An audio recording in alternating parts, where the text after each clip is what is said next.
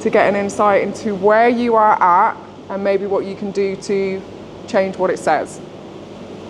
Any questions from that? No? I'm also a qualified nutritionist. That doesn't just mean I've done a simple tick box exercise. I've done several qualifications over the years. So I'm recognised under the Royal Society of Public Health. Not that it means anything, but I'm not somebody that's just going to give generic meal plans which doesn't fit into somebody's life. Now, I'm not a dietitian, so that means I can't prescribe certain meal plans and tell you what you can and can't eat. What I do is I base it on the food you currently eat, and I assess to see if you are lacking in any nutrients and teach you ways that you can do it in a sensible way where you're not having to uproot your whole life. That is where we're going to kick off today. We're going to start with healthy, unhealthy, good, bad foods and the beliefs that you all hold because of what you've read, seen, followed. And again, there's thousands of diets out there. None of them are working. So hopefully this is a chance to kind of put to bed all that kind of information. Yeah? So in terms of, short and sweet of it is, unhealthy, healthy doesn't really exist. We need to think more along the lines of how much are we eating of certain foods, okay?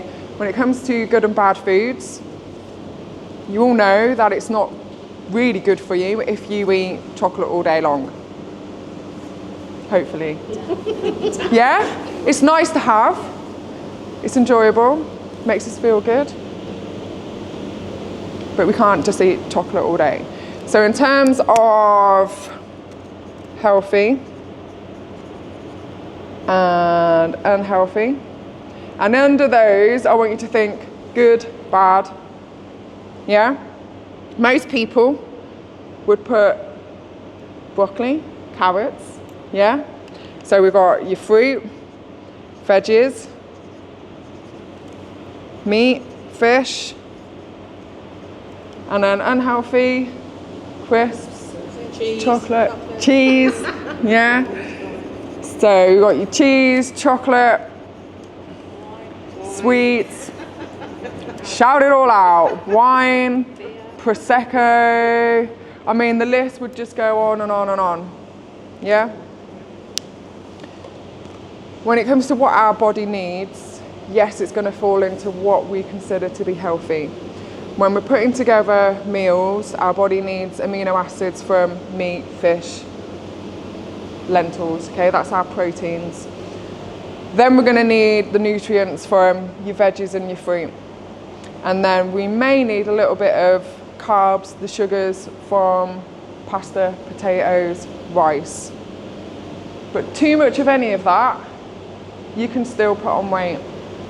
Okay, so it all comes down to how much of certain foods are you eating.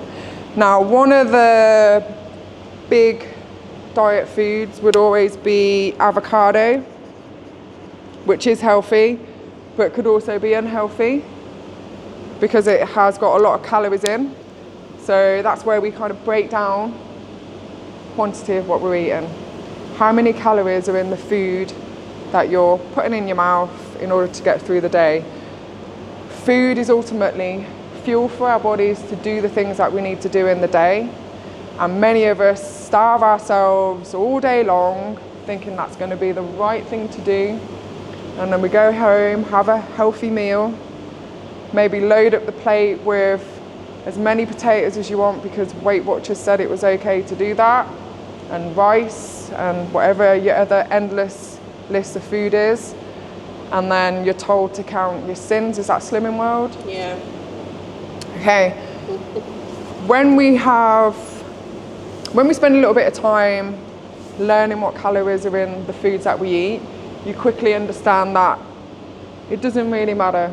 You can combine all these foods as part of your meal plan and it can still be healthy, as long as it's not doing it in a way where you're putting on too much weight. Yeah? Does all that make sense? Okay. This is the interactive part, okay? What I want you all to do is I want you to walk up to this sexy little table here and have a little look at the food packets that are on there. In each one of these packets, it's 100 calories. Okay? Don't be shy, come on. Oh my God. So feel free to pick them up. I didn't the whole packet. I did a whole packet of them. Yeah, I know. So you can pick them up and just have a little look, feel what's in there, feel the weight, because you will see there's some foods there that are healthy and unhealthy. It's about 120 calories in a whole packet of cheddars. So they're missing about 2. That's about the size. It is, I ate them. I had about 500 calories just eating the offcuts. That's quite depressing, isn't it? I've eaten a whole tub of that. That's a Galaxy Ripple. I seriously, what's the point? I know. It wasn't a bother as well. Tell me how many things there was. You like them, don't you, Linda? I do. Yeah, I know they are, aren't they? Have a breakfast biscuit. They're healthy, but they're not at all. And I'd eat those and I'd still... I nearly turned around and went, don't bother. I'd still be starving, yeah. None of that fills you up. Because I don't usually eat breakfast. I'll grab a packet of those and munch those in the car. Which ones do you eat? The breakfast? Oh, right, that's half a packet. There's 4 in a packet. Yeah. Shocking, isn't it? Yeah. How many tubs have you gone through this Christmas? Try not to buy them. No, it's these. If you want to take photos, this is all going to stay out, so if at any point you want to take a photo, you can. Yeah, exactly. Yeah, you could buy them in one go. You have a cup of tea and biscuits, you're not just getting one quarter biscuit. Is anybody honestly, when you open a packet of chocolate digestives, just having 1 or 2? No. Let alone one of them. Like, I can, if you're honest, half a packet, if not the whole packet, is gone. And you don't even know you're doing it half the time. I'm the exception then. I don't eat chocolate biscuits. Okay. I've got to be chocolates in it. You wait for it. There's more to come, honestly. This is why sometimes it's good to do this. You can't stop. Yeah. The advert says you're never ever going to eat that list. That's not even a little mini tub. I know. I can just top that up there. Is that all right? Yeah, that's fine. Yeah, absolutely. Right. So now you've seen that, and I've gone through healthy versus unhealthy. You were saying you eat the biscuits as a breakfast alternative. Which one do you think's got the most calories? You think the squares, but I bet it's the most. I'm going to say that one, but I'm thinking this one. This one has got more calories. This one's actually got less calories. So this one, if you eat the whole bar, it's got 156 calories. There's 200 calories there. And yeah, I can pretty much guarantee every single woman will choose this as a breakfast bar and tell themselves this is bad and they shouldn't eat it. Yeah, it is marketing, absolutely, 100%, even down to your kids' cereals. Now, this is full of sugar, so it's probably not the best thing that you can give yourself, but so is this. Okay? A lot of other people as well, muesli and granola. How many of you have granola as healthy cereal? Okay, that is a serving. And that's got 270 grams calories in for a 50 gram bag. Yep. This is like your Alpen. I make my own granola, so I'll probably eat Still going to get calories, yeah. Now, when I picked that up from Tesco's, because I don't eat this, and I won't go into that, but 216 calories for that serving that you've got in your hand, and I can guarantee most people would be pouring themselves about 150 grams worth at least, because you're just going to just pour it in. Nobody's weighing it. Yeah. So when you consider you're going to have 3 times the amount, you've had about 600 calories before you've added anything else to it. Yeah? So when you consider that, you'd be much better off having a couple of rashers of bacon and 2 slices of bread. You'd probably feel better for it as well. Okay? Maybe some egg and soldiers, scrambled eggs, beans on toast. Yeah, but then I'll get done with butter. That's the issue I've got as well. Yeah. That's a Slimming World thing. Again, there's nothing wrong. It's just how much are we putting on? Okay? Has anybody got any questions on that part so far? No? I also think sometimes it's the thing of anything which has got a long shelf life as well. It's Yeah. going to have so much more in it. Yeah. Because it's processed. Yeah. Obviously, it's always going to be better to eat some of that we can grow, catch, kill, it flies, you know. But even down to nuts and seeds, you saw the 100 calorie of almonds, it was mixed nut bag. We're just putting our hand in, and I can guarantee, because it's healthy, we just mindlessly eat, adding some raisins to that, it's never ending. So you can, hopefully, you can all understand now how quickly it is to overeat those calories, which is what ultimately puts the weight on your body, okay? I'm not going to tell you to work it off or get out and exercise, because you need to get to grips with what you're eating, how much is in the food that you're eating, and why you're eating it. Just ask a quick question. Yeah? I love granola, and sometimes I'll do like yogurt, and I'll put granola on the top, and I'll probably eat it when I get to work, because it fills me up, and that will last me all day. Yep. So that's the bit that I get really confused about. Yep. It's like, yeah, it's high in calories, but in essence I'll probably like skip lunch. Yep. Yeah. So the questions I'd get you to ask yourself. Now, I'm a natural faster. I don't feel hungry in the morning, which is why I said I won't go into that. I don't eat breakfast in the traditional sense. My first meal of the day is around about 11, 12 o'clock, depending how hungry I feel. And I'll have a meal you'd probably eat in the evening. Yeah? So for me, it varies. Sometimes I might have porridge and a scoop of protein. Other days I need something more, so it'll probably be last night's curry or pasta or something else, okay? It all comes down to the food that our body needs, which is protein, amino acids. Then you need fatty acids from the fats that we eat. And then you've got the vitamins and minerals. So if you can eat something in the morning, because you do like to eat breakfast, and that takes you all the way until your evening meal, it comes down to total calories. So you've probably had 500-600 calories, maybe even more. If you were to weigh it all out, how much yogurt are you putting in, how much granola has gone in there. 600 calories, work that out over the average of the day. How big's your evening meal? What does that kind of, what are you putting together for your evening meal? How much is that? It varies because we're all different. So I'm going to eat a lot more. Well, they say it's 2,000. So if I get you all to stand up, thank you. So we're all different heights, all different sizes. 2,000 calories for me would be too little. I would lose weight because I need more because of what I do. 2,000 calories for Claire because she's short, maybe too much. She'd probably put on weight. And it will be the same for each of you. Okay, so now if you all sit down.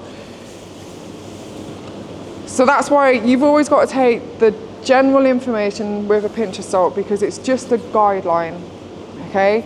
The best thing I would tell any of you, which is what I'm going to say today, is work out what you currently eat. So that means you're going to have to spend a little bit of time weighing out what you serve yourself, and be honest with yourselves. If you know you're eating 3-4 times the amount of that granola, make a note of it. Write down the teas, the coffees, the sugar, the milk, the ketchups, the mayo, all the little sauces that we don't think are anything, but have actually got calories in. That is the only time I would ever get anybody to measure and track their calories, because it gives you an awareness. Okay, when you're aware of what you're eating, then you can have an average over a couple of days. Weekends are the worst. So if you are going to do it, do a middle of the week and then Saturday and Sunday. That will give you an average of what you eat over the week. If you divide it by the 4 days, times it by 7 and start from there. Because if that's what you're currently eating now, it could be really dangerous for you to just drop down to 2,000 calories if you're eating 3-4. One thing I will say is when you tend to just eat these foods, you don't get hungry. You'll feel full really quickly, so you probably won't even be able to finish what's on your plate. As an example, let me just grab it. That's 50 calories of broccoli. No one's eating that amount of broccoli on their plate. You probably have a couple of florets. Yeah, I weighed that out, that's 150 grams. If you take the same principle with potatoes, you won't eat a lot of potatoes because they're quite filling, but that doesn't mean eat endless amounts, because you've got to think, what are you adding to your potatoes for them to taste nice? Yeah, butter, frying them in fat, chips. And it's not to say don't eat those foods, but just have a little bit of awareness and say, this is 100 calories, this makes my meal 800 calories. You will be amazed at how much you're actually eating, okay? Just gonna hand out, because this brings me on to the next bit. So, I have a little leaflet. Thank you very much. So some of you may already be familiar with this because you've worked with me. So 2 easy ways that we get, or I encourage people to create their meals, is using your hands as a guide to put a meal together. So protein would be the palm size of your hand. So it's probably 2 small chicken breasts or 1 big one if you go to Tesco's, get the big pack where it's pumped up. Yeah? Veggies, I always say 2 hands. Most people will say 1 open hand size of veggies, but I encourage people to try and fill up their plates, because then you're getting what you need and it fills you up. Fat, so this comes down to butter, olive oil, cheeses, nuts. You only want a small amount.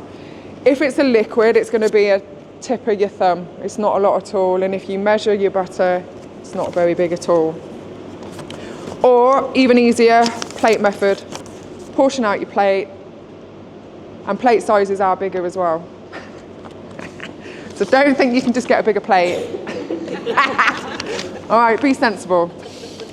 On the second page, if you open it up, now if you take a look at this food list, this is one that I did for a lady last year, and she was in her 60s, and she had done Slimming World, and her daughter encouraged her, go and speak to me, sort it out. Now she's not into all the technology, so it was written down for her, and then she was given the meal plan that you see on the opposite page. So we wrote down together all the veggies that she likes, all the proteins that she likes to eat, carbs, which is under grains, then her snacks. Now if you look at that, there's quite a few tasty little things there. And then fruits that she would like to eat. Now this lady was somebody that would eat a whole packet of 6 sausages with mashed potatoes and loads of butter. She could still eat that. I just told her to eat 2 sausages instead of the whole packet, and I asked her to eat slowly as well. Okay? Any questions on what you see there? Does that look easy for everybody? Yeah? You can all do this yourselves. Okay, so I do encourage you, when you get home, get a piece of paper, do exactly what you see there. It's an easy way then that you can start creating your meals and create yourself a meal plan. And then on the back, there's just a blank page.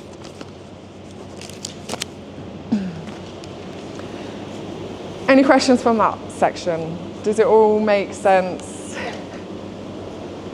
Yeah, has it opened your eyes to what you may be eating and where you can bring it down a little bit? I think that's a really good reality check. Honestly, I was inspired by Secret Eaters.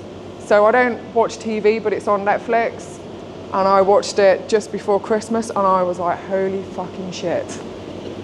It even opened my eyes. And I'm not somebody that needs to be aware of my weight at the moment, but that was a massive eye-opener, and a lot of people were thinking, they'd start the show by saying, I eat about 1,500 calories, I eat healthy, I don't know why I'm putting on the weight, it must be the menopause, you know, it must be because I'm not eating enough. Do you all kind of agree now that it comes down to how many calories you're eating? I know I'm eating too much. I'm not going to sit here and say that I'm only having 2,000 calories. I know I'm eating too much, so yeah, but that's still an eye-opener. Yeah. It's so easy done. Yeah, it is. Yeah. It's the same with the wine as well. So I've got a little bottle there. None of us are buying little bottles from Tesco's, are we? That wouldn't even be that normal size. But again, as an eye-opener, just No. that's 140 calories just in that little bottle. I don't even want to pour it out. Not because I don't want to waste it, because I would drink it, but because it wouldn't be a lot. It wouldn't fill up that glass. It's a small, isn't it? measure, isn't it? I think it's just over a small, but it's. I think a medium's 175, so that's just over because it's 187 mils. So they don't quite give you a large, but they give you a little bit more than a medium. But we're not drinking that. I know one lady that drinks bottles of Prosecco, and she knows that's her downfall. She's getting about 2,000 calories in Prosecco a week. No, it wasn't Joe. I will say that's my dad. A glass of wine, love a glass of wine. Yeah.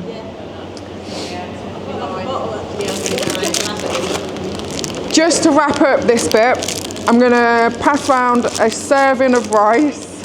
Oh my God. And a serving of pasta. Oh my dear God. Yeah, I must admit, when I do... Now that pasta bag has got 300 calories in. So when you buy it, That's 300 calories. and they put what the recommended allowances on the back of the packet, I normally do half of that. Is that about Yeah. right? Yeah. I do like a paella thing, and it says like, 325, whatever.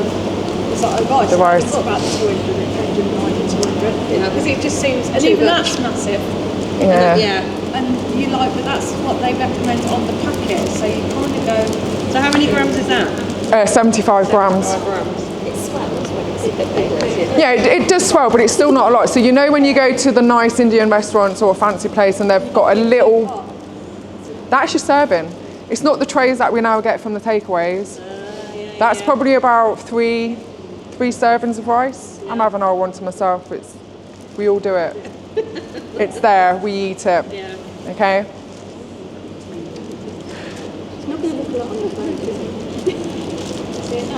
No, it's not. But if you look at the food list, your carb portion is a fist size. It's a tennis ball, and it isn't a lot.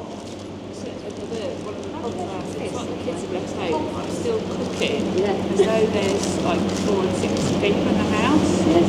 And then I don't like waste. And then Yep. It's to freeze portions. Yeah. And when you freeze it, how many of you going into the freezer to get it out and eat it? It usually gets chucked away. Yeah. Like we're all guilty of just pouring it in and just feeding the 5,000.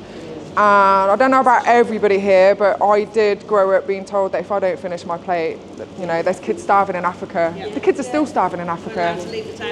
Right? It's one of those, and when it comes to children, they know when they're hungry, they know when they're full. We condition them to overeat, okay? Because we're probably even guilty, and I will put my hand up. You finish what's on your plate. I don't like wasting food, and I told my kids that for years. Eat everything that's on your plate, or you're not getting pudding. Everybody wants pudding. Yeah. And it is those little things that stay with us, and we still believe that we need to finish what's on our plate, and we tune out to our own natural instincts and hunger signals. We know when we're hungry. But sometimes we think we're hungry when it's just appetite. Now, if I was to pour everybody a cup of tea and opened up a packet of biscuits, you're probably not hungry, but you'd all want one, yeah? Because of your appetite. And it's just the way the brain works. It's like, oh, that's good, we want that. When you walk into Tesco's and you smell the bakery, then you think you're hungry, which is one reason they say don't go shopping on an empty stomach. Because things like that are done on purpose to trigger your appetite, so you buy the foods that you do not want but you are craving in that moment. Yeah? How's all that been for you so far? Just about food, calories, putting meals together, portions, servings. Yeah? Any questions? So the carbs for a fist. Is it all with the fist?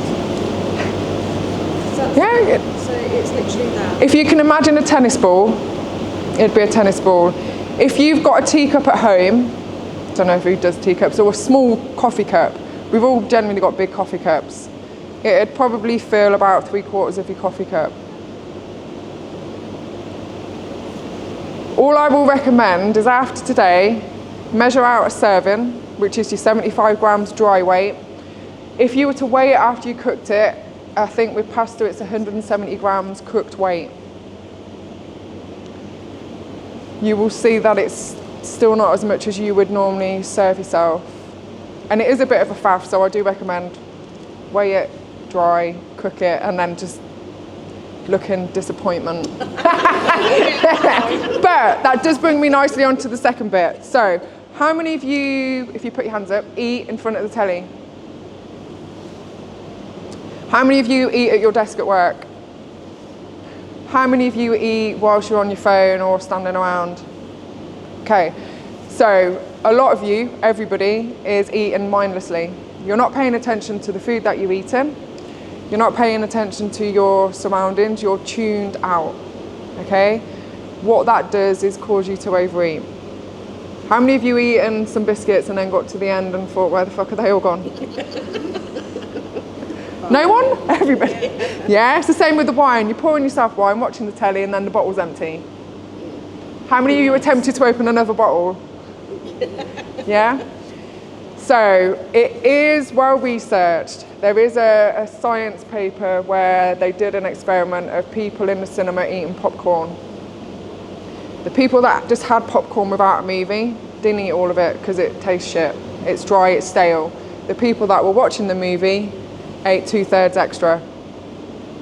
Yeah, it's quite easy to keep eating when you're not paying attention, we're just going away. So one thing that I get clients to do is eat without distraction. It might seem really difficult, but you and your body deserve to do that, okay? You deserve to be connected to yourself and tune into the food that you're eating. There is something called mindful eating, and that's just where you're paying attention to the colours of the food on your plate, the textures, the smell, how it feels in your mouth, how it tastes, and eat slowly. Yeah? I know. And you did the Ignite last year, didn't you? So you had all these steps and processes, but it is really easy just to forget because we get pulled away with work, with the kids, with life. But all this isn't gonna stick with you unless you constantly pay attention to what you're doing. And that's all mindfulness is. It's paying attention to the choices that you're making and the things that you're doing and saying. Is that making sense to you all? Yeah? So hopefully when you go home today, maybe you've got your roast dinner. You'll sit there, maybe at the dinner table, away from the TV, phones away, and have a mouthful, put your knife and fork down, chew it more than 3 times. Who's guilty of that? Chew, chew, swallow, anyone? Yeah? So we want to be chewing our food. The old standard, I believe, was 30 times before you swallow. I'm like, I've got jaw ache. Yeah? But just try and chew your food until it's mushy. It's really hard when you've got sweets, I'll tell you that. It's just going down with lumps. But that's not good for your digestive system. Okay, so chew your food more than 3 times till it's all mushy. In between mouthfuls, put down your knife and fork and eat without distractions. Does that sound like something you can all do? Certainly give it a go. It will be hard, yeah. I think that's It is hard. Isn't it? Put the knife and fork down. My hubby would sort of look at me going, what are you doing? You finished already? And you're just like, no, I'm thinking about what I'm doing, and they just laugh at me. But then it's, if you're worrying about what other people are thinking and saying, does it really matter? No, Yeah, you could do. But why are you in so much of a hurry to finish your meal? And I do know a lot of people just eat at their desk, so don't give them times or they don't give themselves the time to step away in their lunch break to eat their meal, they will sit there at the desk, carrying on working, and you're entitled to that lunch break. You are entitled to step away and enjoy time away from work. And you'll find you'll be more productive because of it. And the mindfulness stuff can be applied throughout everything that you do, even down to driving. Okay? Pay attention to why you're getting pissed off. Pay attention to why you want to eat the chocolate when you've not had your meal, or why you want to eat after you've just had dinner. Are you really hungry? Because 9 times out of 10, you just eat because you're so distracted and disconnected from yourself. I always feel like I want something sweet after I've had Yeah. So, yeah. So one thing I get people to think about is, you know, one question could be, when was the first time you had something sweet after eating your dinner? And it'll go back to childhood. Unless you finish what you eat and you're not allowed pudding. So it's just become a habit, and in our brains we need something sweet. But you can either wait it out, or you can be sensible with your meal. If you've weighed and measured everything and your meal's about 600 calories, because let's face it, if you had 3 meals a day, 600 calories each, it's 1,800 calories a day. You've still got room to enjoy a chocolate bar and a packet of sweets. Maybe not a full packet of Haribo, small packets, guys. Yeah? But that's why, how many of you are having 600 calories a day in a meal? That would seem like a lot for a lot of people. Because the belief is, I can't eat that much food, I'm going to get fat. It's not the food that's making you fat, it's how many calories you're eating. So if you had 3 balanced meals and each one had 500-600 calories, you'll be telling yourself that's a lot. But if you can remind yourself over the day, that's 1,800 calories, is that really a lot? You'll feel better for it. You'll probably have more energy. You won't have that crash in the afternoon because your body's getting the energy and the nutrients that it needs to keep functioning. What tends to happen is we limit our calories throughout the day. We get tired from the afternoon. We try and push through. We grab a chocolate bar, load ourselves up with caffeine and sugar, then punish ourselves with exercise because, oh my God, you ate a biscuit in the afternoon and a chocolate bar. Now you have to go and burn it off. And it just creates this vicious cycle of eating and feeling guilty and wanting to punish yourself when you don't need to do that. Yeah? If any of you got any questions on all this part, do you want to have a little look on? No? Anybody need the toilet before the next part? No? I am here to answer any questions, so if something does come into your head, just let me know. I'll just rub this off. Right. Again, I purposely didn't do pictures and presentations because it just doesn't work. It doesn't stay in your head, and I'm not here to kind of educate you. I'm here to give you useful tips and tools that you can put into practice so you can start getting the results that you want. Okay. How many of you track your menstrual cycle? I know a lot of people said that they didn't in the form. Yeah, not many. Going through perimenopause, you never tracked. Postmenopause, yeah. HRT, anybody taking it? Yep. Okay, I am as well. I started early, was told I'm too young. So I was 34 when I started having hot sweats and flashes, thought it was normal because my mum had it.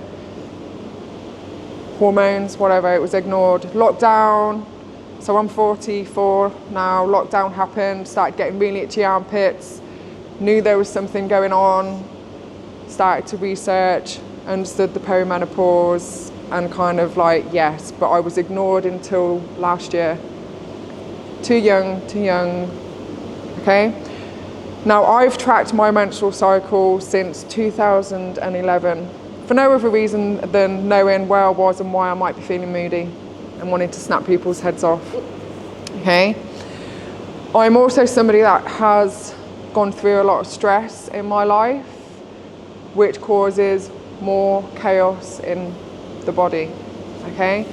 A lot of women will think the menopause is the reason that they're gaining weight, and that's not true, okay? Hopefully, from the bit that we've just spoke about, you all agree it's calories. Calories is why we're putting on weight, but there'll be reasons why we're eating more calories than we need.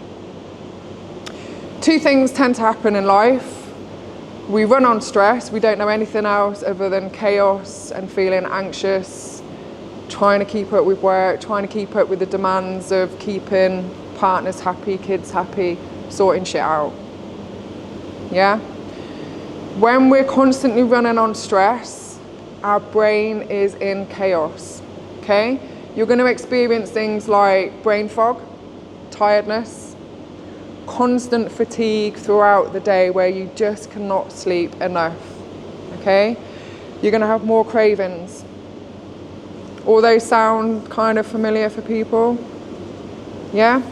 Then what happens is your menstrual cycle becomes dysregulated, so you may start suffering with heavy periods, clotting, bits like that, all the nice stuff. Ben's like, what? Yeah, but it's because of what our body's going through, and it's all down to our central nervous system. It's always in a state of fight or flight. Does that ring a bell for everybody? You all understand what I'm doing and saying, yeah? We just keep going, and we don't know when to slow down or stop. And if you do slow down or stop, you feel guilty and feel like you should be doing something. Does that sound familiar? Yeah? So, two things that happen, and it is all because of stress, but that's because of your life that you live in. Yeah? Now, stress can be good or bad. So I'm just going to put stress, life, okay? Stress is going to happen. There's always something that happens in life. Yeah, you have a good role, and then you get a flat, or you have a crash, or the kids are ill, or something's going on at work, or you've had an argument, and you just keep trying to function. You keep trying to keep going. What that does is increase cortisol, which is a stress hormone, okay? Anybody that suffers with anxiety will also have an increase in what we call adrenaline. So I had a lovely little spike this morning before this talk. My belly goes a little bit funny. I feel like I'm gonna have the runs. Constantly feel like I need to go to the toilet. My heart gets faster. I feel a bit more sweaty, and I talk really, really fast. I'm not doing that right now because I feel comfortable, I'm in control, okay? Now what tends to happen when these two spike, you all heard of insulin? Yeah, you all know what it does? Yeah. Okay. Well, that little fucker gets pumped out as well. Do you all know the purpose of insulin? It doesn't matter if you don't, again, a lot of people don't. Yeah, so insulin is pumped out into the body and it increases your blood sugar levels. What that then does is increase your cravings. It's a signal for your body to have energy. So when you think of the fight and flight system, our bodies haven't evolved past thousands of years ago, okay? Where our lives were at risk just stepping outside of the cave. You could get eaten, you could get attacked. That's not happening today. Our stress is coming from the life and the things that we create. But physiologically, what happens in our body is these responses are still going on. So when our heart beats faster, we feel under attack, our body is in need of more fuel. When our insulin is high and it's floating around the body, we need food in order to stabilize it. 9 times out of 10, we're not going for the good stuff. We're reaching for the biscuit, the caffeine, the sugar. Now, under normal circumstances, if you ask somebody that is having an insulin and adrenaline spike for a reason, so competitive athletes, it's a good thing to have sugar because it reloads your system. For the general population, the best thing that we can do is apply the mindfulness techniques paying attention to how we're feeling, what is actually going on. When you give yourselves time to assess what's happening, we can bring these two down. Okay? What I want you all to do is just pop your stuff on the floor so you've got your hands free.